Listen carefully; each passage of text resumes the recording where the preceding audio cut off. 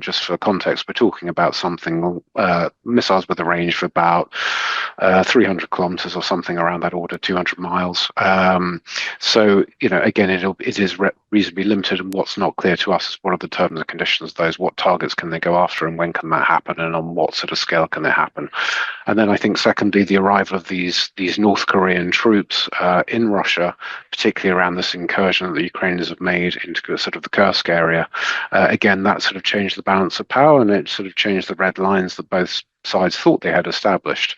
And then I think, thirdly, there's been obviously these changes on this enormously long front line that you're seeing in the east and the south of Ukraine. So it's something like 1,000 kilometers long, and the Russians have been making sort of steady gains. It's a few meters at a time and at great cost, but that is changing the dynamics. And if we get into a situation where there are negotiations going into January, February, something in that time frame, then again, that will be the basis of those negotiations. So it's really, I think, about establishing what are the realities on the ground around which a negotiation can happen.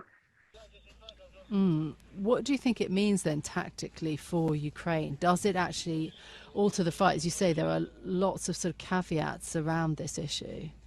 Yeah, I mean, we don't really know at this stage, and I think Zelensky has come out and said that these will occur in the next several days, and nothing more precise than that. And he's certainly not spoken about the targets, and he has said, that he won't be, issuing a public warning about when they're going to come.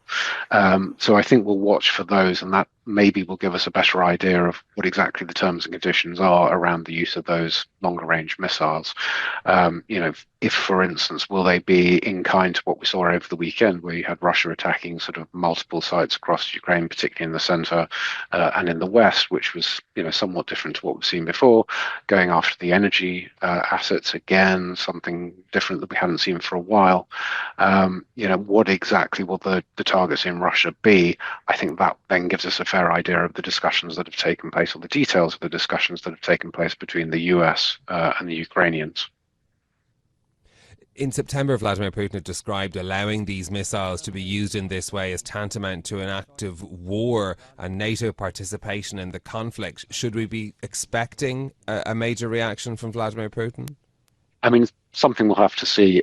We have had one Russian lawmaker came out this morning and sort of said, look, this, generally edges us towards World War III. I wouldn't necessarily pay too much attention to that now.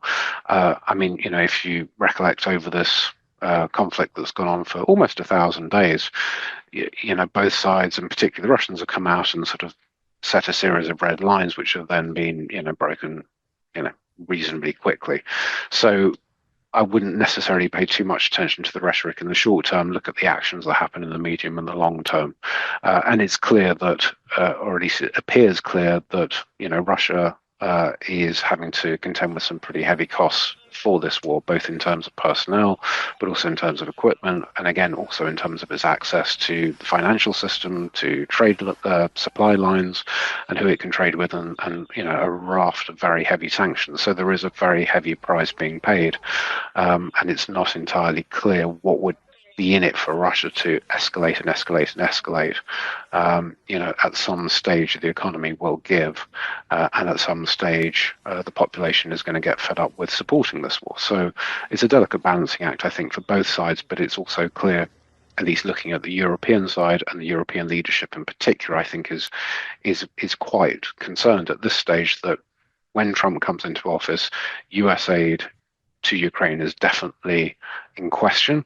And if you remove that from the equation, yes, the Europeans have been giving their own aid on quite a large scale as well, but that would be wholly insufficient for Ukraine to continue the conflict in the way that it has so far.